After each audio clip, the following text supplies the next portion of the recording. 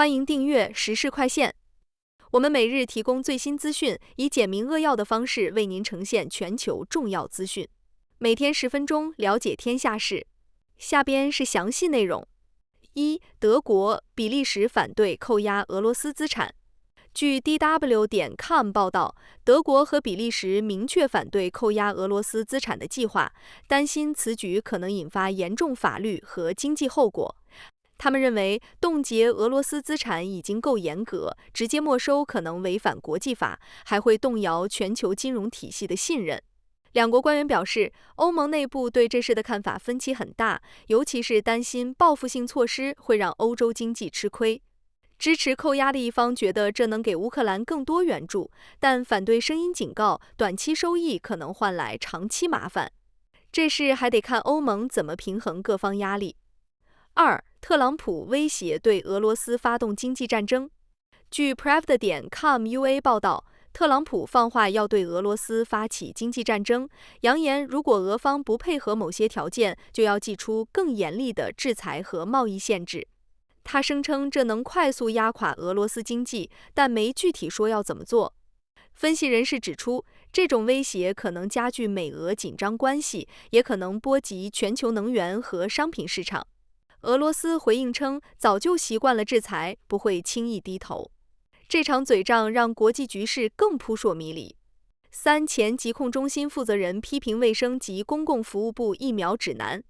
据 Okpo.com 报道，美国前疾控中心负责人公开 DIS 卫生及公共服务部的疫苗指南，称其缺乏科学依据，更新速度慢得离谱。他直指指南在应对新变种和疫苗效果上的建议模糊，容易让公众迷茫。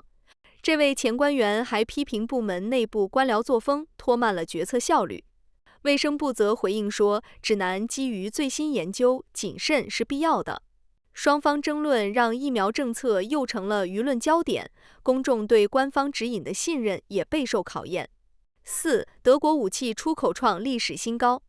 据 MDR 大报道，德国武器出口额去年飙到历史新高，主要是因为对乌克兰的军事援助暴增。数据显示，出口总额比前年翻了一番多，坦克、导弹等重型装备卖得飞起。德国政府说，这是为了支持盟友应对地缘政治危机，尤其是俄乌冲突。但批评者指出，武器出口热潮可能让德国卷入更多争议，担心刺激全球军备竞赛。出口商赚得盆满钵满，可国际社会对这事的看法分歧不小。五、俄罗斯进入乌克兰第聂伯罗彼得罗夫斯克地区。据 The Guardian.com 报道，俄罗斯军队最近推进到乌克兰第聂伯罗彼得罗夫斯克地区，战斗激烈，双方都在争夺战略要地。当地官员称，俄军试图控制关键基础设施，但乌军顽强抵抗，损失惨重。平民撤离加剧，人道危机恶化。分析认为，这一地区对俄乌战局至关重要，可能影响未来几个月的前线态势。国际社会呼吁停火，但和平谈判依然遥遥无期，局势让人捏把汗。六、白宫在全球推广美国人工智能。据 Okpo.com 报道，白宫正大力推销美国的人工智能技术，打算在全球科技赛道上抢占先机。计划包括与盟友合作，制定 AI 标准，还要加大对 AI 研发的资金支持。官员称，这能巩固美国在科技领域的领导地位，同时应对中国等国的竞争。不过，批评者担心，过度推广可能引发隐私和伦理问题，还可能加剧全球科技分裂。白宫表示会平衡创新和监管，但这事显然没那么简单。七、美国达成贸易协议，提高印度关税。据 economictimes.indiatimes.com 报道，美国最近敲定了一项贸易协议，直接对印度商品加征关税，主要是针对纺织品和科技产品。美方称此举是为了平衡贸易逆差，保护本土产业。印度这边炸了锅，政府和企业都觉得这是在针对他们，尤其是 IT 和制造业受冲击最大。印度商务部表示可能会采取报复措施，比如对美国农产品或医药品加税。双方谈判桌上火药味浓，全球供应链可能又要被搅乱。这是让美印关系蒙上一层阴影，未来咋走还得看后续博弈。8. 美国提高稀土产量，减少中国对稀土的依赖。据 ClickOnDetroit.com 报道，美国正卯足劲儿增加稀土产量，想甩开对中国稀土的依赖。政府砸钱扶持本土稀土开采和加工，还拉拢盟友建供应链。目标是到2027年大幅降低从中国进口的比例，因为稀土在高科技和军工领域太关键了。中国这边则表示，稀土出口管制是正常市场行为，没针对谁。美国这一波操作成本不低，效果也未必立竿见影，短期内还是得捏着鼻子靠中国。9. SpaceX 火星火箭试飞成功。据 IrishTimes.com 报道 ，SpaceX 的火星火箭试飞大获成功，星舰顺利完成轨道测试，着陆精准，标志着马斯克的火星梦又迈出一大步。这次试飞验证了火箭的重复使用性能，成本控制也让人眼前一亮。NASA 和业界都盯着这事，觉得 SpaceX 可能彻底改变深空探索的游戏规则。不过，专家提醒，距离载人火星任务还有不少技术坎要迈。马斯克已经放话，下一阶段要加速推进火星殖民计划。10. 白宫推动美国并购活动。据 CNBC.com 报道，白宫正积极推动美国企业的并购活动，打算通过政府支持刺激经济。特朗普政府提出，可能通过类似主权财富基金的方式，持有更多公司股权，比如对英特尔的投资。顾问表示，这能增强美国在全球市场的竞争力，尤其是在科技和制造业领域。不过，批评者担心政府插手私企会扰乱市场，甚至有共和党人质疑这是选赢家输家。白宫坚称这不是常态操作，但特朗普暗示未来可能有更多类似案例。争议不断，市场也在观望这波操作到底会带来啥后果。11. 欧洲反对向乌克兰派兵。据 RBC-UA 报道，欧洲多国明确反对向乌克兰派遣地面部队，哪怕是作为维和力量。俄罗斯多次警告，任何北约国家的部队出现在乌克兰都可能引发不可控升级。尽管法国、英国等国提出组建意愿联盟来保障乌克兰战后安全，但具体计划模糊，派兵问题在欧盟内部争议巨大。乌克兰希望西方提供强硬安全保证，但欧洲更倾向于培训乌军和提供武器，而非直接派兵。特朗普也表态，美国不会出地面部队，让这事更复杂了。12. 特朗普的关税强化了金砖国家联盟。据 DW.com 报道，特朗普的关税政策正在无意中推金砖国家抱团取暖。他威胁对支持金砖反美政策的国家加征10%关税，还扬言若金砖国家推替代美元的货币，将面临100%关税。金砖成员如中国、俄罗斯、印度等批评美国关税扰乱全球经济，加速了他们探索去美元化和多币种贸易的步伐。尽管金砖内部还没啥实质性突破，但扩张势头不减，新增成员如印尼、伊朗等让联盟影响力上升，这让美国在全球经济中的霸主地位有点晃。13. 中国拒绝与美国、俄罗斯进行核谈判。据 Euronews.com 报道，中国明确拒绝加入美国和俄罗斯的核裁军谈判，称这既不合理也不现实。特朗普此前表示希望中方参与，目标是限制核武器扩散，但中国外交部发言人指出，美俄拥有全球近90%的核武库，应率先承担裁军责任。中国强调其核力量仅维持在最低安全水平，不参与军备竞赛。分析认为，中方此举反映其对美俄主导的核谈判框架的不满，同时也担心谈判可能削弱其战略威慑力。美俄核武数量远超中国，短期内三方谈判可能性不大，核军控前景依然不明朗。14. 美国寻求格陵兰脱离丹麦。据 Fast.net 报道，特朗普政府加大对格陵兰的关注，试图推动其脱离丹麦，理由是国家安全和经济利益。特朗普多次称格陵兰对美国至关重要，提到其稀土资源和战略位置能对抗中俄在北极的扩张。美方甚至提出可能的经济援助或自由联合模式，但格陵兰和丹麦均坚称不可出售。格陵兰总理表示，未来由当地人决定，独立呼声虽高，但经济仍依赖丹麦补贴。特朗普的强硬姿态引发北约盟友担忧，丹麦也在加强北极军事存在以应对压力。15特朗普的关税导致25个国家停止向美国递送包裹。据 navbaratimes.indiatimes.com 报道，特朗普上台后推行的激进关税政策引发全球反弹，25个国家宣布暂停向美国递送包裹，抗议高关税壁垒。受影响国家包括部分亚洲和欧洲国家，称美国政策扰乱全球贸易秩序。包裹递送中断，导致美国消费者和企业面临供应链短缺，电商平台尤其受创。特朗普辩称关税是为了保护美国经济，但批评者指出，这可能进一步推高物价并恶化国际关系。部分国家正寻求联合应对，全球贸易紧张局势持续升级。16乌克兰需要武器，而不是保证。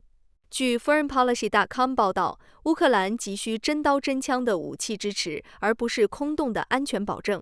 专家指出，俄乌冲突让乌克兰意识到，纸面上的承诺远不如实实在在的军事援助来得靠谱。西方国家虽然讨论给乌克兰安全保证，但基辅更想要的是能立刻用上的防空系统、导弹和无人机。乌克兰官员直言，武器短缺让前线压力巨大，尤其是面对俄罗斯的持续进攻。欧洲一些国家想靠外交承诺换和平，但乌克兰认为没有强大武力支撑，保证就是空话。美欧内部还在扯皮怎么平衡军援和财政压力，乌克兰可等不起。17委内瑞拉部署军舰对抗美国海军存在。据 CBSNews.com 报道，委内瑞拉不怵美国，部署军舰和无人机巡逻海岸，对抗美军在加勒比海的军事存在。美国派了3艘导弹驱逐舰和4000名海军陆战队员，声称要打击毒品走私，但马杜罗政府认定这是对委内瑞拉主权的挑衅。委国防部长宣布加强海上巡逻，还禁了无人机飞行，摆出强硬姿态。美方则把马杜罗称为毒枭恐怖分子，悬赏5000万美元抓他。双方剑拔弩张，地区局势紧张得像点火就炸，分析担心这可能引发更大冲突。18德国成立委员会以改进安全规划。据路透社报道，德国政府新成立一个委员会，专门改进国家安全规划，应对日益复杂的全球威胁。俄乌冲突、北约东翼压力加上潜在的网络攻击，让德国觉得安全不能再马虎。委员会将聚焦优化国防预算、提升军备现代化和应对混合战争威胁，比如假信息和经济胁迫。德国总理表示，这是在为不可预测的未来做准备。批评者却说，官僚机构又多一个，效率未必高。德国还得平衡国内经济压力和北约的军费要求，安全升级的路不好走。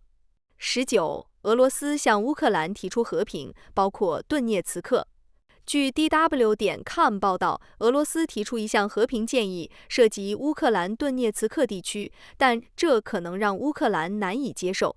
美国总统特使史蒂夫·维特科夫透露，俄方希望通过谈判解决冲突，重点是顿涅茨克的控制权问题。俄方称此举能结束战事，但乌克兰认为这等于变相承认俄罗斯对占领区的控制，坚决反对。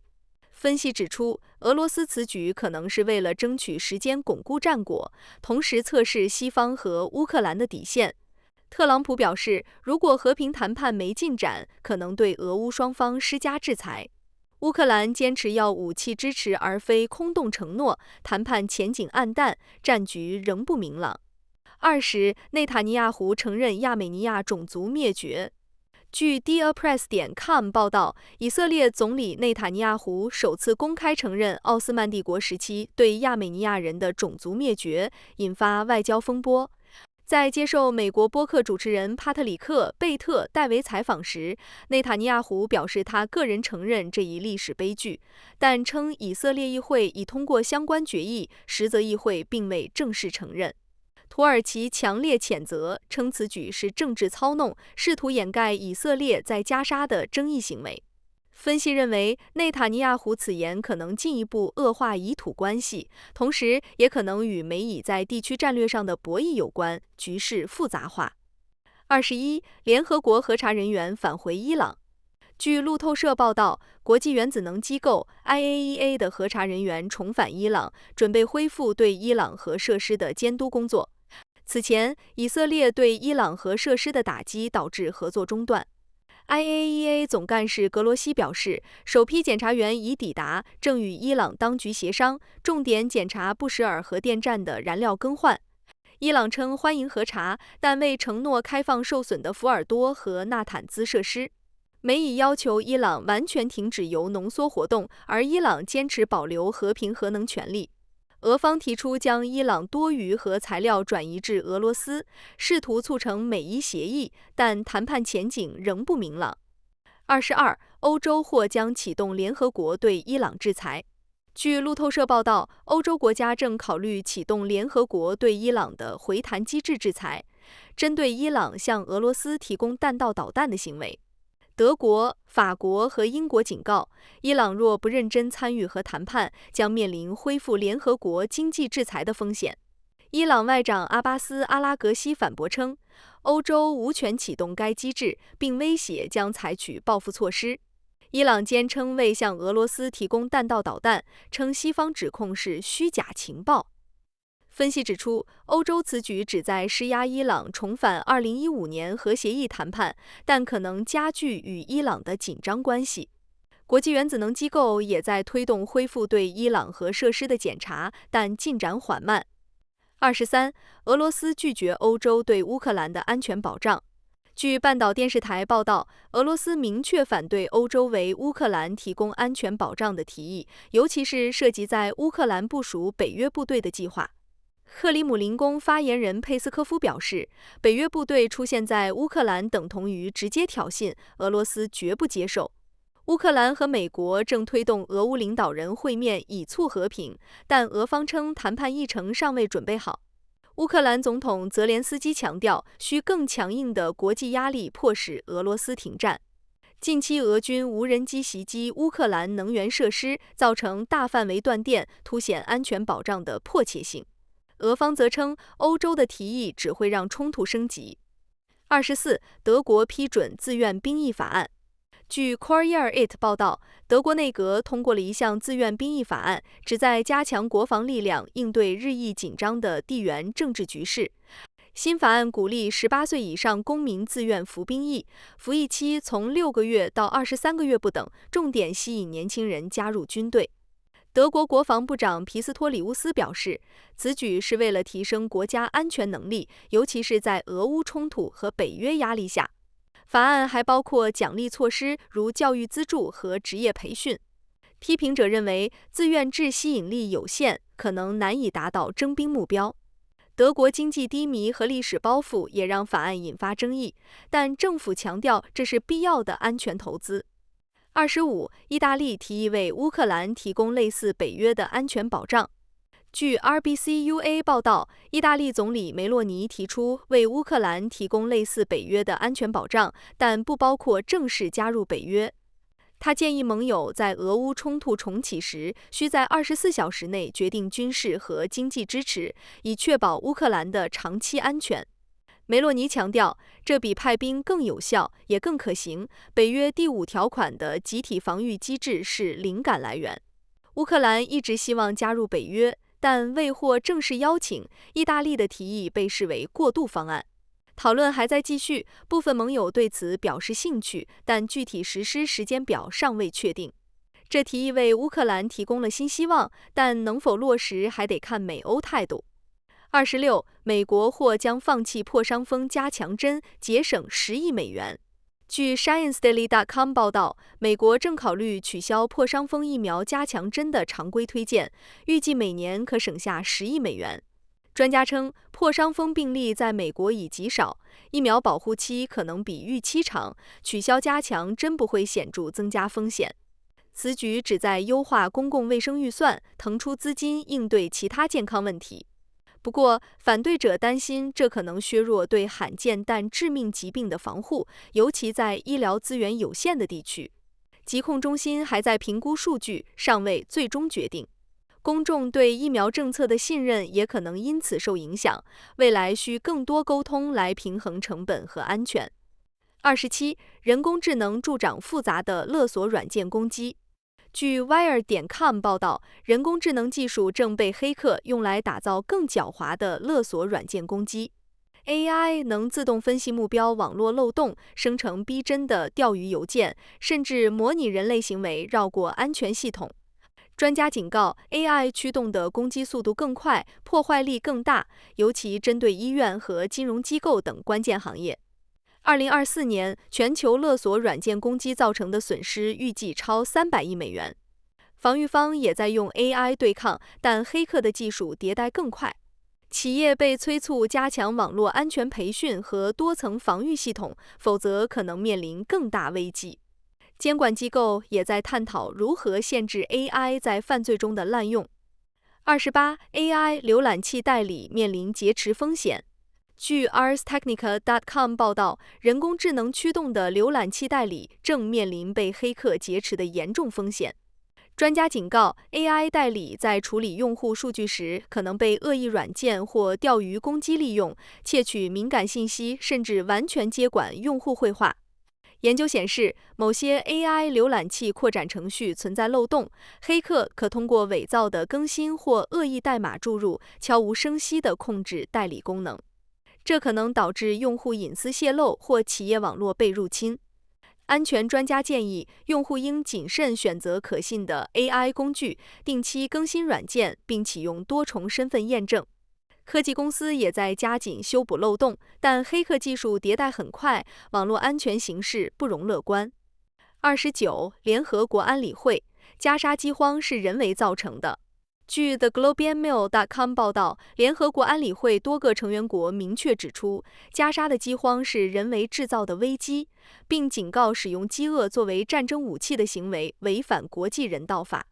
报告显示，冲突导致加沙230万人口中的大多数流离失所，粮食和医疗物资极度短缺。专家称，封锁和战事破坏了当地农业和供应链，加剧了人道灾难。尽管以色列否认故意制造饥荒，但联合国呼吁立即停火并开放援助通道。安理会内部对如何应对分歧严重，美国否决了无条件停火决议，局势依然紧张。30. 欧盟或将制裁援助俄罗斯的国家。据 RBCUA 报道，欧盟正考虑对涉嫌援助俄罗斯的国家和实体实施新制裁，重点针对那些帮助俄罗斯规避现有制裁的行为。欧盟官员表示，一些国家可能通过影子舰队或秘密贸易网络为俄罗斯提供石油和军事物资，破坏了西方对俄经济施压的效果。制裁可能包括冻结资产、贸易限制和履行禁令，但具体目标尚未公开。俄罗斯回应称，欧盟的举动只会加剧全球经济紧张。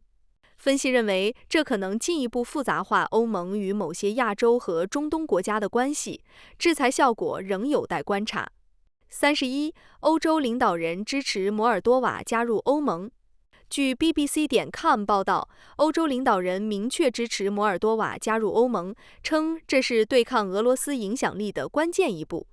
摩尔多瓦总统马亚桑杜推动的亲欧政策得到欧盟多国背书，包括德国和法国。欧盟已于2022年授予摩尔多瓦候选国地位，并计划启动正式入盟谈判。领导人强调，摩尔多瓦需加快司法改革和反腐工作，以符合欧盟标准。尽管俄罗斯施压，试图通过支持亲俄反对派干扰摩尔多瓦的欧洲一体化进程，但桑杜表示，加入欧盟是摩尔多瓦的唯一出路。欧洲议会主席梅措拉称，欧盟将张开双臂欢迎摩尔多瓦。入盟之路仍需多年，但此举为摩尔多瓦提供了强有力的政治支持。32. 中国通过私营公司入侵全球电信网络。据 Ambigous.com 报道，美国官员警告，中国通过私营公司对全球电信网络发起广泛网络攻击，涉及多个国家的通信基础设施。美方称，攻击者利用中国电信公司的技术窃取数据、监听通信，甚至可能破坏关键网络。FBI 和国土安全部已展开调查，指控中国政府支持这些行动，目标是获取战略情报。受影响国家包括美国、欧洲和亚洲的盟友。中国外交部否认指控，称这是毫无根据的抹黑。专家表示，这种攻击可能对全球供应链和国家安全构成长期威胁，各国需加强网络防御和国际合作以应对。33. 俄罗斯核力量依然强大。据 RBCUA 报道，尽管俄乌冲突消耗了俄罗斯大量资源，其核力量依然保持强大，足以威慑西方。专家分析，俄罗斯的核武库包括数千枚核弹头、洲际导弹和潜射导弹技术仍在升级。俄方近期多次强调核威慑，警告西方不要越过红线。虽然经济制裁和战争成本让俄罗斯压力山大，但核力量被视为其维持大国地位的底牌。北约对此高度警惕，称需加强核防御准备。分析指出，核威胁更多是政治姿态，但其现代化核武库仍让国际社会不安，军控谈判前景渺茫。34. 欧洲弹药产量增加6倍。据 RBCUA 报道，欧洲弹药产量在过去几年飙升了6倍，主要是因为俄乌冲突刺激了军需求。欧盟国家正全力扩建武器工厂，目标到2025年底年产弹药200万发。德国的莱茵金属等公司大幅增产155毫米炮弹，还通过环形交换计划向乌克兰提供武器，盟友则补给库存。法国和波兰也在加码投资，升级生产线。不过，供应链瓶颈依然是个大麻烦，火药和 TNT 等关键原料短缺，限制了产能扩张。欧盟砸了5.6亿欧元来缓解这些问题，计划增加4300吨炸药和1万吨火药的年产量。尽管如此，专家警告，持续的经济压力和原料依赖可能让这波增产热潮遇到挑战。35. NVIDIA 的收入增长了50%以上。据 Stuttgarter Zeitung.de 报道 ，NVIDIA 的收入在2025财年暴涨超50%，得益于 AI 芯片和数据中心需求的井喷。最新数据显示 ，NVIDIA 第一季度收入高达440.62亿美元，同比增长69.18%，全年收入更是达到1304.97亿美元，同比猛增114.2%。美国是最大市场，贡献了47%的收入，其次是台湾和中国。尽管面临美国对中国的芯片出口限制 ，NVIDIA 靠着全球 AI 热潮和与云服务商的合作，依然势头强劲。不过，分析指出，出口限制可能拖累未来增长。NVIDIA 正通过全球伙伴关系和创新来应对风险。股价方面 ，NVIDIA 今日收盘价为175.9美元，市值约43429.56亿美元，稳坐 AI 芯片龙头宝座。